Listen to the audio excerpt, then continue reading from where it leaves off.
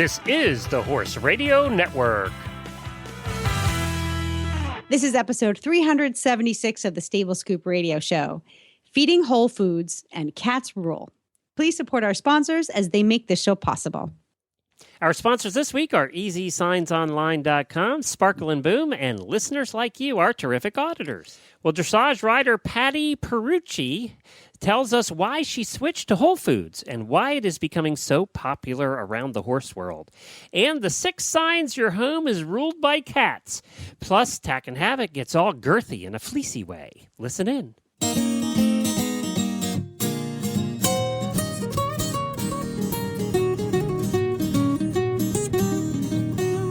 Welcome to the Stable Scoop, with weekly shows delivered right to you. With Helena and Glenn the Geek, live from the stable, it's every week. They'll bring you the news through hail or high water, while using their tails as their own fly swatters. So sit on down and laugh till you poop, cause it's time again for the Stable Scoop. Stable Scoop. The Stable Scoop. Stable Scoop. This is Glenn the Geek. And this is Honeybee. You have to become an auditor to figure that one out. When you're listening to the Stable Scoop Radio Show on the Horse Radio Network. I love it. I win. Ha ha. I win. All you auditors. I'm more clever. Just saying. Are you going to explain it to everybody else, or are you just going to leave it for the auditors? No, I'm going to leave it for the auditors. All if right, you want to know the details behind Honeybee, then you got to become an auditor. All right, let me get the stinger out of my butt. All right. Hey, remember last week I talked about that cat feeder that we've been using for the beast? Yes, the indeed. automatic cat feeder. Well, then I came across this the other day. It's the 6 signs your home is ruled by cats. It was on vetstreet.com, which is a pretty cool website, actually. So this is 6. Now, you have 2, right? Yeah, yes, that's 2 very strange cats. Yeah, you do have strange cats. I got to say, one of them makes the beast look kind of normal. Yeah, so, Jack, Captain yes. Jack Sparrow. He's big. That name fits. He's big and he's dense. He's a Maine Coon. For those of you who don't know Jack, he's dense, extremely dense. Drop a lot of hair. Yeah, yeah. Because I know how much. It's amazing how much we have a long-haired cat too, and it's amazing how much hair you sweep up in the vacuum in a week.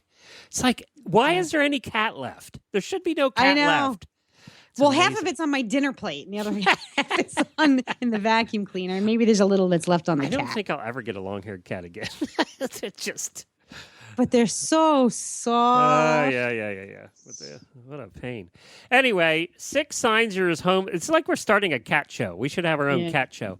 6 signs your home is ruled by cats. 1, the random litter box locations. Oh, we have had cats in the past where we've had to put litter boxes in 4 places.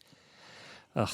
We did get rid of one cat that would go in my closet. It would only go in one place, and not if the litter box was there. So we'd put a litter box there, and he'd go right beside it. And we had a carpeted closet in my office in the house in Newville, and he used to go pee and poop on the carpet right beside the litter box. See, litter boxes are too small. They just do not make litter boxes big enough for most cats. This one would have needed to be 8 by 8, the whole size of the closet. I know. One time, that cat had when to go. I was in, just out of college, I was working as a vet tech in a small animal hospital, and I lived with another vet tech. You can only imagine how many cats we had in our household. Let's put it this way. We had 4 dogs, and, the cats just kept coming in. And we actually got a kiddie pool. That was the litter box. Pool? Really? There was a kiddie pool in the basement. God, yes. That must have smelled. Yeah. It didn't smell because they all went in it and it was easy to keep clean. Like you just. Yeah, but for college girls, did they actually clean it?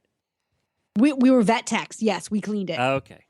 Yeah, we cleaned it. We had bottles of Novosan and Bennett, what's the brown stuff? The stuff we all have that we clean our wounds with. Yes, yeah, I know what you mean. I'm having a brain fart right now. Yeah. Anyway, we were pretty hyper about keeping that thing clean, but it was a kiddie pool. Well, another sign your home is ruled by cats is cat pillows. You find you just have cat pillows everywhere. We do. We have more pillows here for the cat than I think we do the dog, and the cat never sleeps on the cat pillow. The cat sleeps on the dog pillows. My cat sleeps on my sweatshirts. Yeah, there you go. Or in your drawer if it's open, or your closet. Oh, Gino used to do that all the time. We would lose him. I'd be like, I haven't seen Gino in like 24 hours. What's the deal? And then we finally had to start checking the dresser drawers, and sure enough, we would find him there. Find him in there. And you have to watch everything again. Limited access technology. And let me explain this one. Have a work deadline or important email to send? That's all fine, but your cat decides to warm up your computer keyboard and just lays right on top of it. And before we rearranged Jennifer's office, that's where you'd find the cat, is on top of her computer keyboard. We would be replacing the keyboard about every 6 months because all the cat hair would clog it up. Yep. Yeah. Yep. Yeah. And mine sends naughty email messages to my bosses. I have to actually turn my computers off or make sure they're not on the email program because the cat does walk on the keyboard. And I'm always afraid that something's going to happen. Uncomfortable sleeping arrangements. In cat-ruled homes, nobody but the cat ever really sleeps. That is true. Well, yeah, in my house, we don't sleep when the cat wants to go out and the door is closed. Oh, beats but on the door. When the cat wants to sleep, then he's fine. You know, we used to have that problem, and I don't know how we defeated the problem. I tell you how we did it. This is how I did it. This cat does not like water. So we have the squirt bottles around the house, like everybody does with cats. But that wasn't working because I'd try and squirt him under the bedroom door and hoping that would work. But then he'd just stick his little paw and thought it was a game. So that wasn't working. So every night before I went to bed, I got a plastic cup full of water. And because we have linoleum floors. Yeah. So when he'd beat on the door, I'd really quickly, I'd sneak over to the door and I'd pull it open and I'd throw the whole glass of water on him. You're so mean. And in 2 nights, that ended. Okay. He didn't do effective. it anymore. It mean, was but effective. effective. It's just water, but it worked. I know. Yeah, it worked. And besides, it was 3 a.m. I was pissed because then he can't get back. Then you're like me. Then I can't get back to sleep, right? Then you're just laying there. It's the worst. Yeah. Do not wake me up, cat, unless it's like before. The worst is it'll be like at 4:27. Yes. Because I sometimes wake up at 4:19, and if I sleep past that, I'm so happy. And then this little bugger will come in at 4:27. Meow, meow, meow, meow, meow. Like, go away. Go away now. If they wake me up anytime after 3 a.m., I'm done. I'm just might as well get up.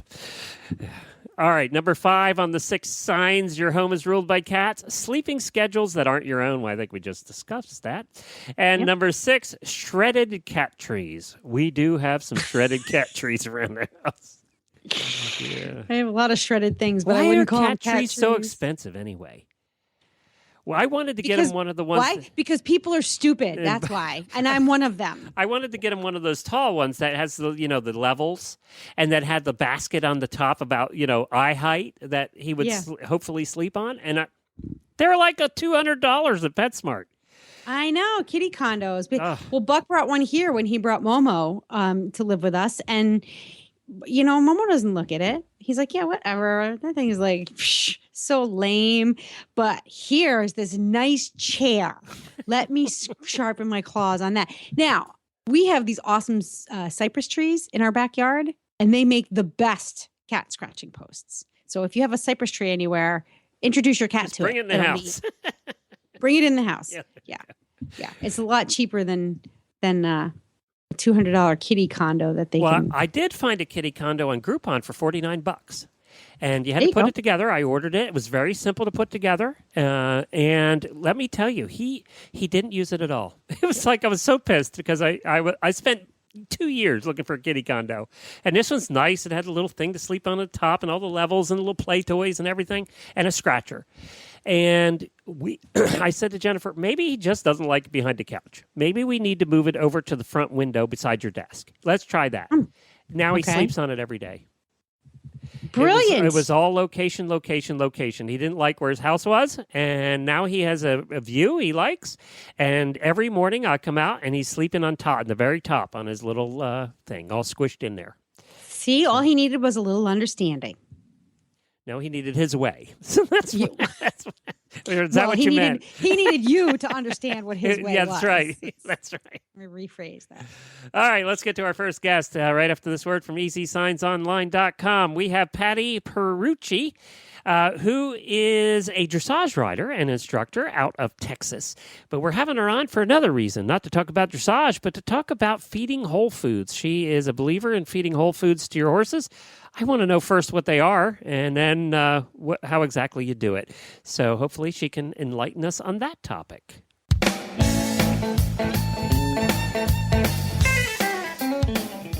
This week's EasySignsOnline.com spotlight product is their New England Style Farm Signs, their most popular line of signs. New England Style Farm Signs are very durable and designed for long-term outdoor use with no maintenance required, no wood to rot, and no paint to peel. They will outlast the old style painted wood signs by many, many years. They are available in many sizes, shapes, and styles, which makes them the perfect sign for any farm or business. Go online today and go through the EasySignsOnline.com easy step-by-step ordering process to see all the prices and options available. They also offer free, no-obligation sign proofs on all New England-style signs. And you get free shipping as well on all New England-style signs. So replace your old worn-out sign and make a great first impression with a new farm sign from EasySignsOnline.com. And the holidays are right around the corner, so it's a terrific gift idea. I can't think of a better one. Visit EasySignsOnline.com.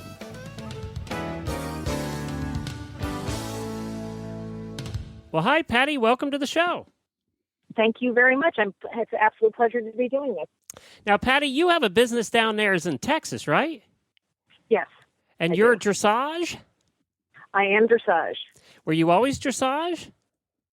Well, no, actually, when I was younger, I did a little bit of everything, but I was really certain that I was going to probably be do something in eventing. And then I realized, actually, my husband, who just became my husband, made me realize that I actually wasn't any good at jumping. Apparently, it's not normal to scream when you're jumping. So, news to me. It isn't? So, It isn't? I can't. Well, especially if you do it in a dressage saddle, apparently that inhibits some things. But so I did that for a little bit, and I did a little Western pleasure and some other things when I was younger. But I did realize fairly quickly that the only reason I even had any success in eventing is because I always won the dressage. So I can be taught. I can figure things out. So I kind of went that path. Well, that's great. And now you have an instruction barn. You what's the story about your business? Well, I actually I'm originally from Virginia and would be in Virginia and Wellington. My husband and I would travel back and forth. I was competing high performance on many different horses, and then actually got involved with primarily Spanish horses. And when that job ended, I wanted to come back to Virginia, where my very good friend Tigger Montague happened to be in Florida, and said, a very good friend of ours is looking for someone to come and, take over the barn, et cetera. So I went to Virginia first and was there for 6 years. And and again, my good friend Tigger knew some people in Texas that were looking for somebody to come in on a monthly basis, which I did for about, I guess, on and off for 3 years, and then got an offer to come down that really just seemed like a smart move on my part for many different reasons. They've got a lot of good, really fantastic clients, a lot of good people here, a lot of people that want to learn, and they have, the trainers they have here are good, very good, but there's not a lot of them. And it seems like a smart business move for myself. And so I moved down here 2 years ago, last August. Where in Texas? I'm actually in Richmond, which is a little west of Houston, excuse me. And I just currently left the barn that I originally came down here for, and I'm working out of 2 different locations now. We know what that's like. You kind of feel like, and I'm sure you carry a lot of stuff in the back of your car or your truck. It's funny. It's a traveling closet. It really is. I'm just so you guys know, I'm in my closet now talking to you. But yeah, I've got things in here that A, I didn't know that I owned, and B, it looks and my closet isn't this clean, but yeah, it's like a traveling closet. You know, sure. when the stuff starts to turn green, I make my wife take it out and actually do something with it. So your wife will clean my car? Is that what you're saying? I like her. I like her. Well, speaking of green and Whole Foods, you have something that goes above and beyond your beautiful sense of humor. Tell us about what this other passion of yours. Well, it's funny. Years ago, when I was still living in New Jersey, before we moved to Virginia, I had See, her story comes out, Glenn. See how that happens? Yeah. She was hiding that Jersey. She was like, I knew there was a Jersey girl in there somewhere. Yeah, you guys are going to be cutting and editing a lot of this stuff. Don't make me go Jersey on you. We'll get ugly soon. I knew it. I knew it. I had my very first Grand Prix horse. Had a bunch of different issues, and it was right around the time when they were starting to make complete feeds in bags and stuff like that. And I had the pleasure of being able to work with Sarah Ralston and Dr. Sarah Ralston, and learned a lot about, how to feed stuff. And that's when my first experience with beet pulp and alfalfa kind of came into the mix. And always tried to stay with that. But as time goes on and you end up having a bunch of children and you're riding 10 horses a day, it's really amazing how fun it is just to open a bag of feed and dump it right in the horse's stall and not care about what's going on. And like I mentioned before, I started riding exclusively Spanish horses and really have always been very much into diet, realizing that if you don't fuel it properly, you're not going to have it longevity. And I got back into doing it because these horses, because Spain wasn't always open to importation and exportation in the 70s when that opened back up, there wasn't a lot of horses, Spanish horses coming to the country. And when they did, and we started overfeeding them, they started having problems. So I realized very quickly that the way they dealt with, manufactured feed was going to be a little different. And then, again, my good friend Tigger had started a company, and we, of course, have always been just kind of on the same wavelength when it comes to these things. And she explained to me more about how the horses break down the sugar and whatever. And it just became very much a passion of mine in trying to understand it.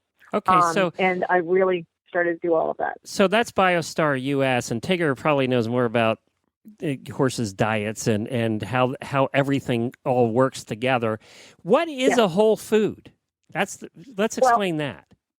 Okay, I mean, basically, because this is becoming a thing now, Whole Foods, and that's why I wanted to have you on, right? Because, I explain what a whole food is. Yeah, I mean, basically, the way I describe it to people when they say, "Okay, you feed Whole Foods," I mean, and again, I do give people options because having my own barn in a facility, one of the biggest things is obviously, being the voice of the horse, but also making sure that the voice of the horse owner is also happy and trying to explain stuff. Some people don't like to embrace this. They like things that, they think is on the cutting edge. But, I just basically explain it's a whole food. It's something that's not put in a bag. It's not like, it's not McDonald's. It's not something that is going to be manufactured or like, for me, a vitamin, best way to describe it is you can go and get a vitamin off the shelf and it will be made in a lab, or you can go and, and get vitamins that are made out of whole foods like beets and asparagus and broccoli. It's really, truly food. It's not something that's been manufactured or processed or heated up to death where it loses really all the true nutrients and then they have to inject it back with stuff that's synthetic. So it's really, truly stuff that comes from the earth. So now so let me ask further. What is it? So, obviously we're used to food. You get in a bag, you put it in a bowl, and they eat it, right? So, so what is it? Well, I mean, it's sort of like, so what I feed right now is I feed a beet, it depends. I feed a Cool Stance product, which is a coconut-based product that is, again, you can add, Tigger knows more about that. This is more of a new thing for me, but it really helps sustain their energy level over a period of time. But it's a coconut meal-based product, which is just so good for you nutritionally on so many different levels. It's an immune booster and all sorts of stuff like that. But I basically feed my bee pulp and alfalfa, and then I add flaxseed or I add chia seeds depending on the horse. And that is just basically, and some horses do better on it and some horses thrive on it, meaning some horses need more weight. Well, those horses that need more weight, or if they have any trouble with it initially, this is going to sound, and this is my opinion of it, I feel like horses go through somewhat of a detox when they're going from a bagged feed to a whole food. Yeah, agreed. Yeah, and again, when I say whole food, I'm just basically bee pulp, alfalfa, and then I like to use Tigger's products because they are made of whole foods. I mean, she's formulated different ways to put, for lack of knowing the ingredients, bananas and carrots together to make them blend to make sure they get enough niacin or whatever it is, and that is the brilliance of all that, because you can play. The other thing that I like about it is you're making the horse's food and you're also putting water on it. And that is probably the number one thing for me, is knowing that, especially living in Texas, that they're getting water through their gut. If it's a hot day, you don't always drink enough water. Lord knows, I know if it gets a little bit cooler, I don't drink enough water. Well, horses are going to be the same way. And so this just ensures that they're getting enough water through their whole system and their gut, which is obviously a huge thing for them. We've been feeding whole foods and I didn't even know it, because we also do the beet pulp and we do flax and we do, a couple other additives. And then, we do a Timothy version of the hay because we gave them alfalfa, Right. they'd blow up and pop. So, they're already fat. So we have to watch Right. that. But I didn't realize that we were feeding whole foods. Yeah, and again, like I said, some of my clients were willing to do bee pulp alfalfa because, again, alfalfa can cure so many things, but it really supports the gut and the hindgut for ulcers. And it's what you use when you have a very ulcery horse. And again, the cubes I feel are different than giving alfalfa hay, for the sheer reason that I think alfalfa hay, and this is my understanding of it, is that you can have a little bit more influx of the protein levels in alfalfa hay than you can. The cubes are pretty much always about the same. And do you use the cubes? Is that what you're saying? You use the cubes? cubes? Yeah, I use the cubes. Some people we do use too. the pellets, which I find are a little harder. Some bags will dissolve quicker and, get nice and loose quicker, and some don't. With the alfalfa cubes, I've never had a problem of them just taking in the water and kind of falling apart into a nice mash. Yeah. I feed cubes as well. Alfalfa cubes. And they make a good treat too. It's an awesome treat. And like they I make said, a great treat. Yeah. Yeah. But and the other thing is, I've had a lot of people ask me, well, if you're giving them bee pulp and alfalfa, do they get higher on the alfalfa? I have never, ever in the years that I've been doing this, and I usually am taking care of at the minimum, 20 headed horses. I have never had a horse become spookier because they're on bee pulp and alfalfa, ever. Good point. Yeah, I don't think I've seen that either.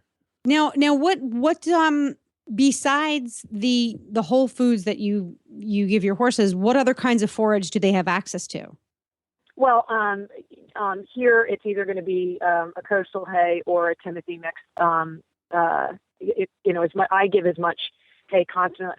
What I do is I give less per feeding, but I do it all day long. Some people like to give 2 and 3 laps at a time, which I think is great. But what I like to do, because I find some horses will just waste it if they think there's a lot there, they won't eat it. So I like to give 1 to 2 flakes, at a time. And of course they're outside. Because the other thing is for me is having their heads down, their necks down, the way they're intended to be. Getting and that way they can keep their backs looser, and again, I know a lot of people like feeding their horses up. I do prefer to feed them in a pan down on the ground, which can be a little bit of pain with the bee pulp and alfalfa because it's wet. But again, I've just never really had any issues with it feeding 20 horses at a shot like that. Well, that makes sense. That does make sense. Well, we appreciate you stopping by. I know you got some lessons to get to. It's biostarus.com. There's a lot of good information on there. I know I've gone there before to check out all the different, there's all different kinds of things on all different natural feedings and muscle health and stress and all the products that do that. I mean, we're talking carrots and herbs. It's just everything all kinds you of can stuff. Think of. Yeah, it's just everything you can think of. And for canines and horses too. So that's the other thing. Yeah. Mm-hmm. Well, absolutely. I appreciate you stopping by. Have fun down there in Texas. Thank you. I will. All right. Take care. Bye-bye. All right. Well, that was interesting. It's good to know I'm doing something right in my life. Yeah, I feel validated with my alfalfa cube choice. Yeah, we use those too, and we mix them with the bee pulp, so that gives them a little bit of flavor, and the horses like the bee pulp better. And then we put whatever supplements and stuff in the bee pulp. But yeah, I'm going to take a look at BioStar US too and see what other cool stuff they have on there.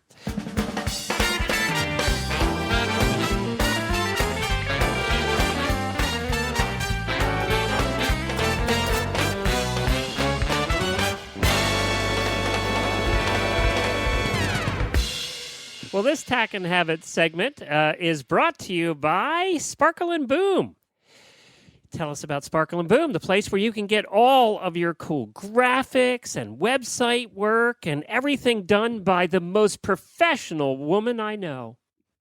That would be me. That's you. That's right. I'm only professional when I'm not recording Stable Scoop That's right. and I'm not drinking. That's right. She's actually a lot different when in real life. Yeah, I'm a lot different in real life. No, maybe this is how I really am, and then there's my professional life. Okay, anyway, so yes, I am the sole proprietor of Sparkle and Boom, and we provide creative. And I say we because you know what? I can't do everything by myself. Is it the royal we? No. No. So what we do is we offer creative but very practical marketing services to other small business owners. And since I happen to have been in the equestrian industry for the last 17 years or whatever it is, I happen to know a little bit about the horse world. So we do websites, we do print advertisements, logos, business cards, banner ads, you name it. But here's what we do that makes us different than everybody else. We take a few minutes to get to understand your business and what you want to do with it. Some people just want to stay alive. Other people want to get bigger. Other people want to get started. Other people have a very distinct idea of how they want to represent their business to the marketplace. So understanding what that message is, and then taking that message and articulating it to your market in a very clear and elegant way, but realistic, because there's some people who will do marketing and advertisements that make you look super corporate. They're really polished and they're really fancy. And at the end of the day, that's not exactly what you are. So Sparkle and Boom will make sure that we preserve the authenticity of you and your business, but still put some sparkle and a little professional polish on your marketing message. So if you want to find out how we do that, visit us online at sparkleandboom.com. Well, this week you brought the product to the table. Is this something you use, and what is it? This is something I use. I just bought it actually a few months ago because I had a girth that only had elastic on one side, and it was fleece lined. And I'm a fan of the fleece lined girths. And Brody tends to plump up and slim down based on how much work he's doing and how much grass he's eating. So I went online and I bought this Ledia Cool Max lined all-purpose girth. It's got double elastic, elastic on both ends. This is the one from Union Hill, right? This is the one from Union Hill, right? So they have Union Hill makes a lot of products. The line is called the Letia, Lettia.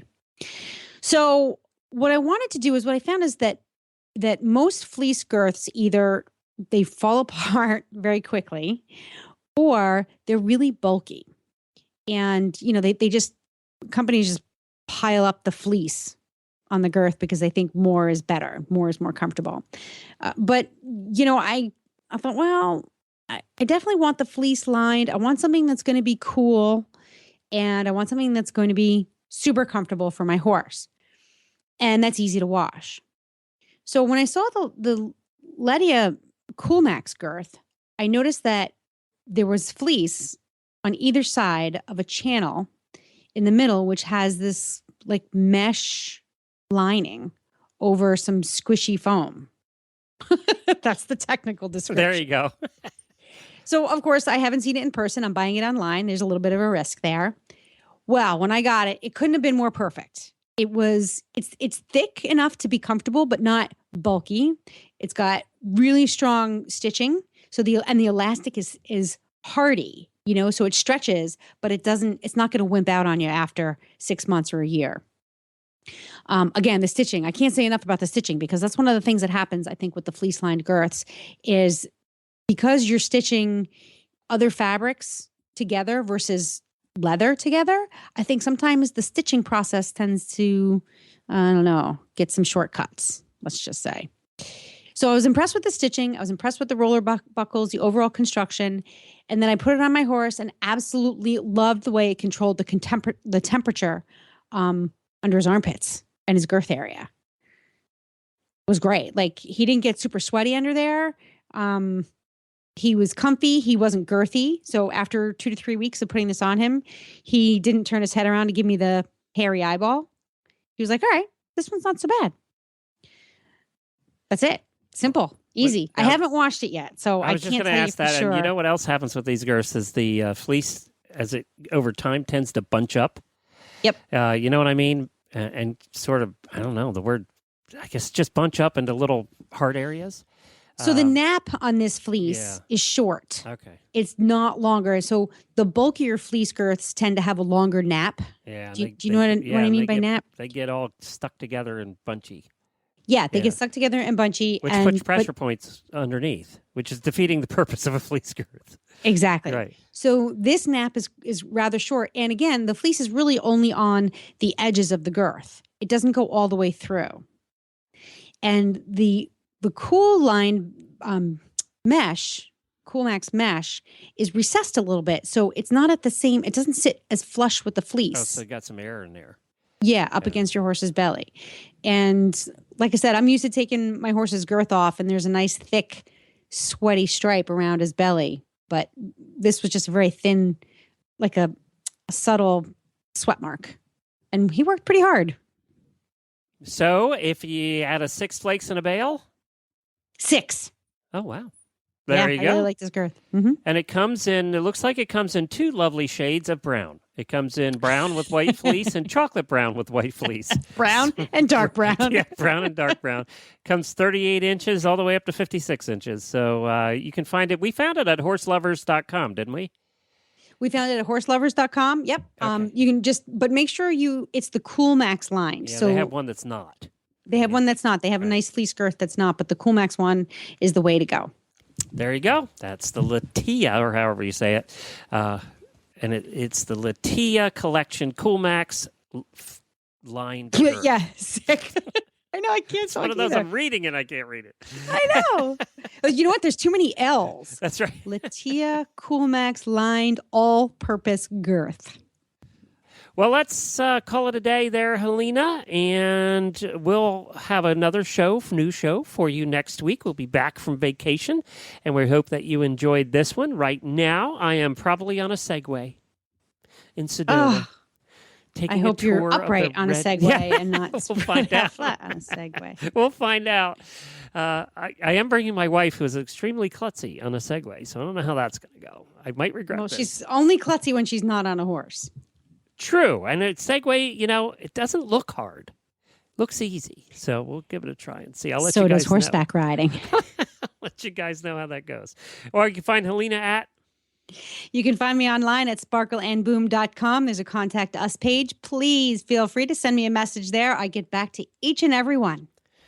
Very good. And of course, we can be found at stablescoop.com. All of the past episodes that we have done over the years will be there. And you can listen all the way back to episode number 1 8 years ago if you want to, if you're so inclined. And also all the other shows on the Horse Radio Network can be found on our app. Just go to the iOS or Android App Store and search for Horse Radio Network. It's free and it's easy to use. I'm tired of talking. That's it for this week. I'm tired of talking. I'm tired of listening. There will be more next week. Until then, happy scooping.